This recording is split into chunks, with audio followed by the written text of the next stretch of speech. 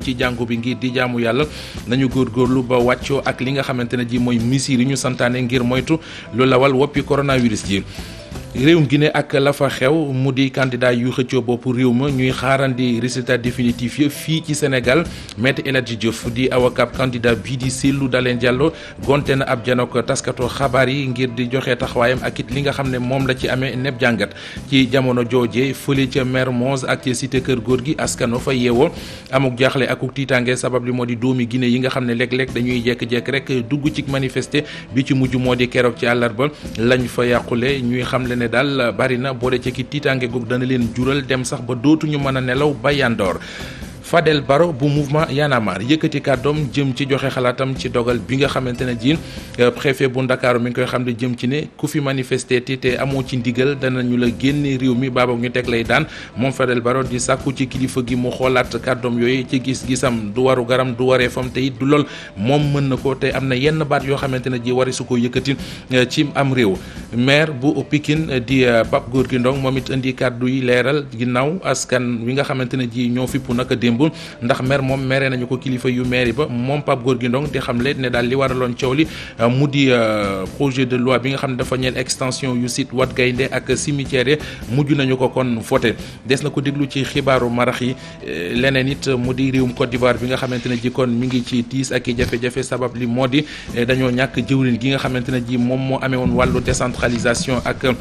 woowile wàll ca moomi réew mu dugal réewum Côte d'Ivoire kon ci fitna ministre Sidiki Diakité moom moo génn àdduna ci jamono joo xam ne ñi ngi naan juróom-ñetti fan kott moo des ci wotey présidentielle yi ca réewum Côte d'Ivoire mbokk yi lii moo gën a fës ci boppu xabaar yi bu ngeen taaxirloo ñu àndandoo faram fàcce ko.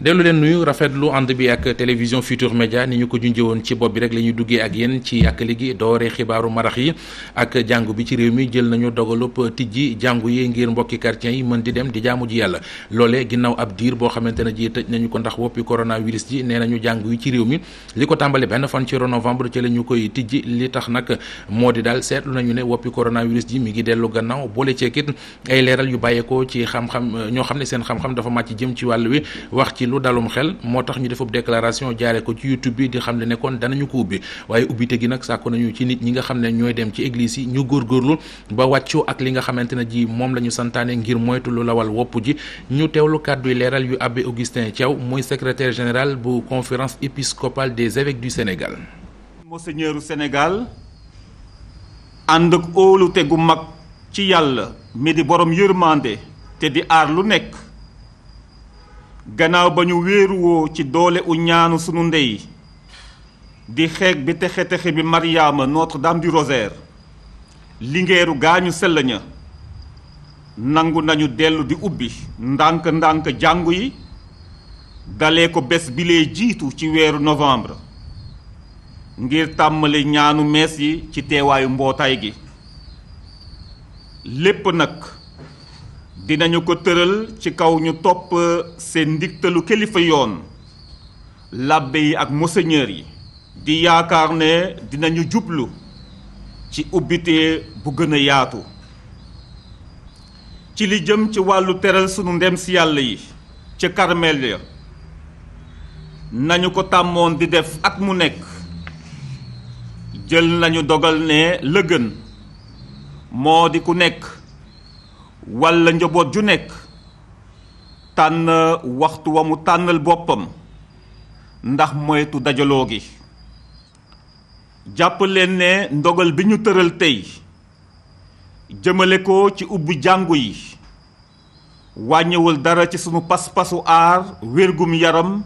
ak dundu askan wi looloo tax ñu ngi wéy di leen dolli ñaax ngeen di moytu te di jëf ni ki ay borom sago. réewum Guinée ak tolluwaay ga ginnaaw élection présidentielle ya fa woon ñuy xaarandi résultat yi fii nii ci Sénégal Maître El Hadji Diouf di avocat kenn ci candidat yi di Cellou Dalein Diallo tey jii gonte na ab janook taskatu xabaar yi la tukkee ca ndajama des na ci dellu siwaat waaye ci jamono jooje fële ca Mermoz ak ci cité Kër Góor gi askan wi nga xamante ne ji ñoo fay yeewoo ñoom am nañu jaaxle ak tiitaange li ko jur mooy doomi Guinée yi nga xam ne léeg-léeg dañuy jóg di manifester bi ci mujj moo di keroog ci àllarba ñu bëgg nag ñu gën leen a taxaw rawatina ci seen kaaraange reportage ca foofee Mohamed Samb Ababacar Camara. ay oto yoo xamante ni si dañu ko toj ba mu yàqu ñu doon jaay ci pegg yi fan yii yëpp ubbiwuñu seeni place yàqu-yàqu yi nag bari na gannaaw ba yenn ci ay doomu Guinée amal benn doxu ñaxtu fii ci seen kanamu ambassade bi nekk ci VDN bi. Ils ont cassé une vitre de l'une de nos voitures léegi démb j'étais là bu ñu xëysee ils ont cassé encore suñu beneen oto mu ngi nii gaare mooy Logan bi waaye fi mu ne gën maa ngi sa gën ni lakkal mesure yi ñoo tax ma kii lakkal mesure ñoo dal ma sëkkat ma soj encore fan yëpp liggéeyuñu suñu liggéey yëpp yàqu. doomu Guinée bi nag dafa ñëwoon moom ngir amal ab ñaxtu waaye fekk na takk der yi jël seen matuwaay ba noppi daanaka sax pegg yëpp dañ koo tëj. li nga xamante ni si moom na préfet bu Ndakaaru xamle wax ni rek képp ku fi manifester dina leen yóbbu ci seen dëkk ñu toog fa loole nag nekk na loo xamante ni si daanaka yëngalul benn yoon doomu Guinée bi le yàqu-yàqu yi moom déjà dañ koy ñaawlu parce que bëgguñu woon loolu noonu dañoo ñëwoon juste pour wane suñu bopp parce que dañoo am lu ñu metti préfet bi peut-être tamit bon daa am lu mu wax daa am fu mu ko teg mais ñun mun ñu delloo ñu moo ñu gënal Alpha Condé des ci pouvoir bi ñun ñu dee moo ñu gënal Alpha Condé des ci pouvoir bi. ñoom ñi dëkkee ci pegg yi di xamle ni nag mënatuñoo dékku li fi xew ba tax na rek ñuy ñaaw li nga xamante ni liñ ko jàppee moo di ak yarandiku. dund bu metti xam nga ay xeer oto yu mel ni pare-brise bi lu mu jee day dina jaar 120 000. ça fait 2 jours moom liggéeyuñ dara waaw xanaa luñ fi perte démb dam nañ fi ñaari valise tuur nañ suñuy dàll ak kii yëpp. ab matuwaay bu am solo moom la taxi dere jël daal di koy teg fii ci VDN bi ngir rek mun a moyu lépp luy manifestation waa Guinée ñoom nag ñu ngi koy saytu bu baax a baax gannaaw ñaari fan yi weesu daanaka sax jàmm gi ak dal gi dellusiwaat na fii ci VDN bi. Fadel Barro bu mouvement Y'en a marre tontu ki nga xam ne moo di préfet bu Ndakaaru di Alioune Badara Samb li ko Fadel Barro di xamal moo di daal lu aju ci dogal bi mu jël na ca dellu gannaaw ba mu xoolaati waxam jëm ci ne ku fi manifester dëkku ci réew mi te amoo ci ndigal dañ nañ la delloo moo xam ne moom Fadel Barro ne yooyu du ay kàddu sax yooyu moom préfet bi war na koo yëkkati Fadel Barro ñu déglu ko ak Alassane Ba Diafara Ba. dañ koy fàttali ne benn Guinéens yi manifester. mënoo leen génnee parce que ñu ci ëpp double nationalité la ñu am dañ nekk sénégalais nekk guinéen soit fi la ñu juddoo wala am nañ fi ay wayjur wala seen papa ak yooyu voilà mënoo leen a jël nga ne leen da nga leen di génnee. benn ñaareel bi mooy mënul moom xëy rek ne mooy décider lu juge di décider demain parce que juge moom mooy expulsé moom mënul xëy rek en tant que préfet tey rek décider ne ku defati lii dinañu la expulsé loolu juge moo koy décider.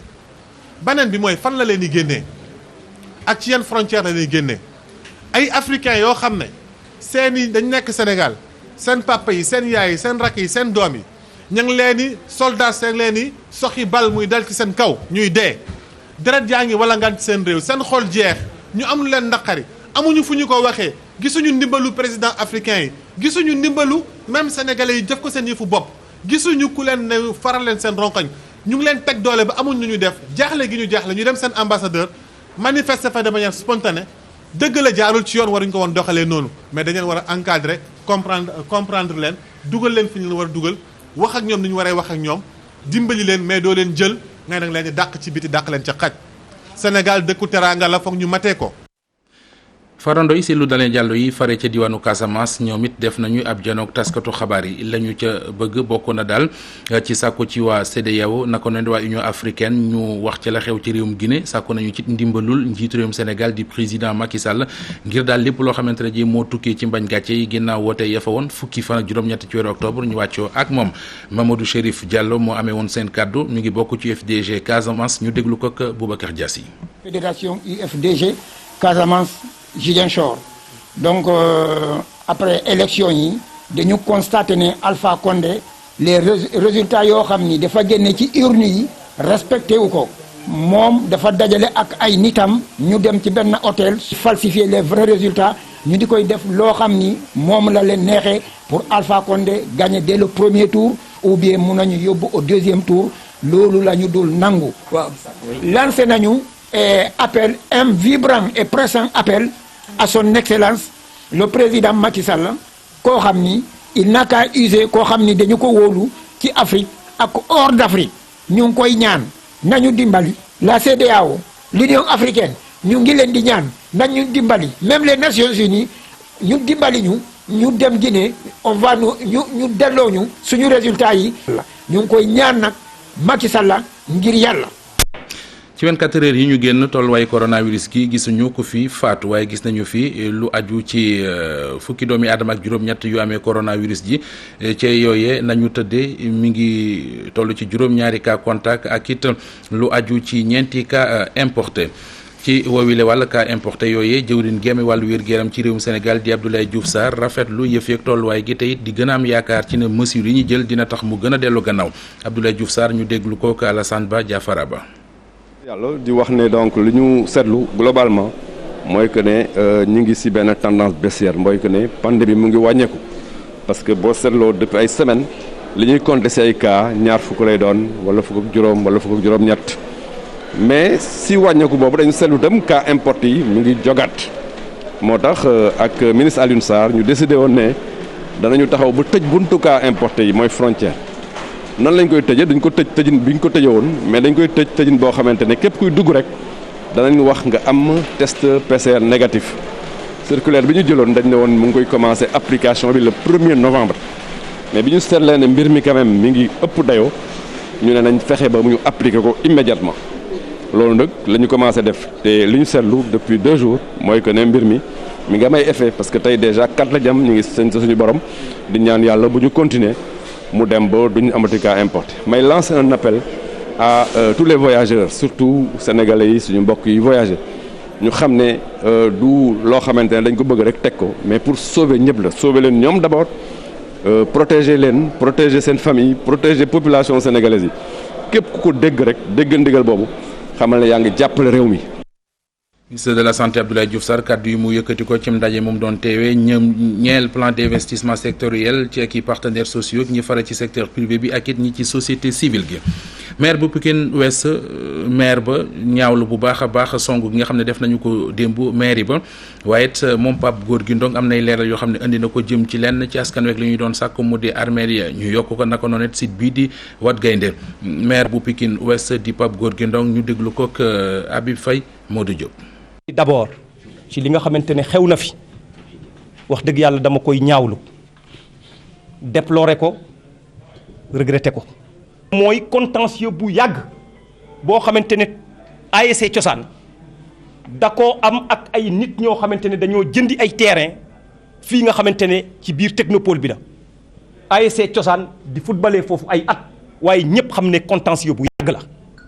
préfet ñëwoon ci ñun nañu da koo bëgg a régler bu fekkee ne ñun mën nañ leen wutal terrain de substitution ma ne leen noonu laa ko recevoir bi ma jëlee yooyu préoccupation noonu laay jëlee seen préoccupation extension cimetière dem jébbal ko conseil municipal bi nga xamante ne tey moom rek am décision décider digal ma def mu tere ma bàyyi. conseil municipal bi li mu délibéré mooy jox na autorisation monsieur le maire mu ànd ak les autorités administratives pour extension bu site Wat Gaynde kon gisuma li nga xamante ne moom moo fi xew ci ñëw saccager mairie bi wax dëgg yàlla gisuma lan moo ko lal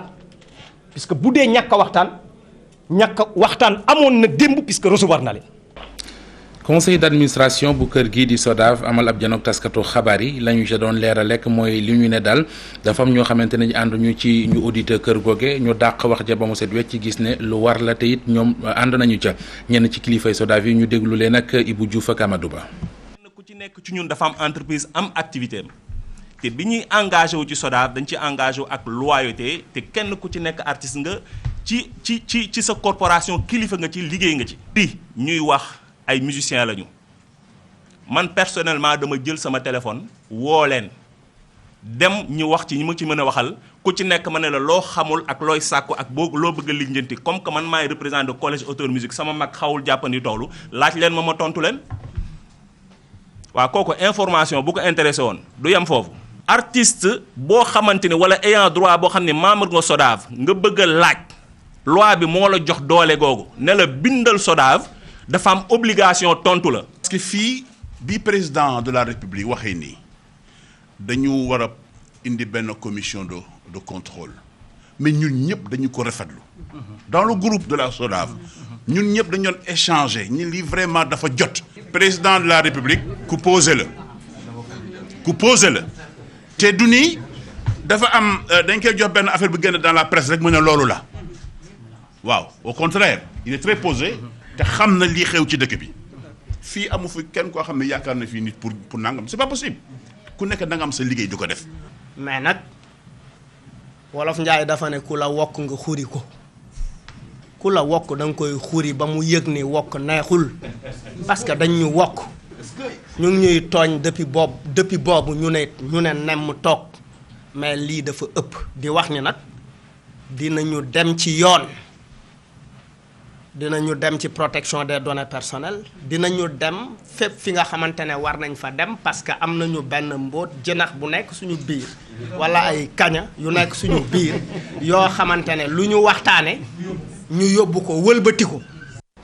aw tiis ci réewum Côte d'Ivoire sabab li moo di ministre Sidiki Diakité moo génn àdduna ne woon ministre administration du territorial ak décentralisation AVC la amee woon jaara ca faatu mi ngi faatu tey ji ci ngoon faatu ci jamono joo xam ne ñi ngi naan juróom-ñetti fan moo des suñu digg ak élection présidentielle ya ñuy wàcc réewum Côte d'Ivoire moo di xibaar boobu it premier ministre ba di Ahmed Bakayoko dëggal na ko foofee la ñu yem ak yéen ci xibaaru